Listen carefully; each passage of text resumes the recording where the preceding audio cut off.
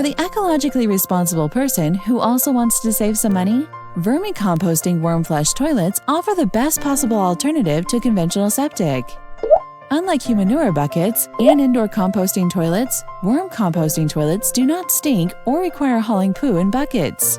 Perhaps best of all, this system does not offend family and guests. Waste is reduced in volume continuously. If, however, you want to close the loop, it is entirely possible to use the earthy-smelling healthy compost. Let's take a look at how this system works.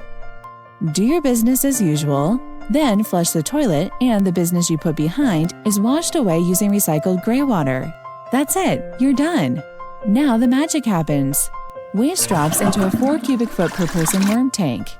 The mixture lands on top of the worm shavings, where red wiggler and tiger compost worms quickly break apart and eat up the solid waste. Water is cleaned as it filters through the dark organic compost.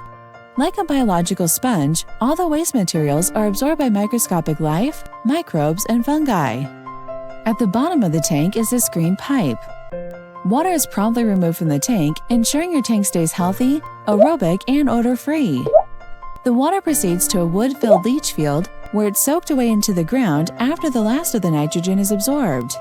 A dispersal pipe with holes spreads the water over more wood chips. This pipe is covered with wood chips so that no water is exposed to the surface. You can grow willow trees, reeds, and other water-loving plants here. The size of the leach field is determined by a percolation test of your local soil. This system is easy, affordable, gives off no odors, does not pollute groundwater with nitrates. Maintenance consists of quarterly adding wood chips. To learn more about how to design and build your worm composting flush toilet and how to build an AirCrete house, click the link in the description.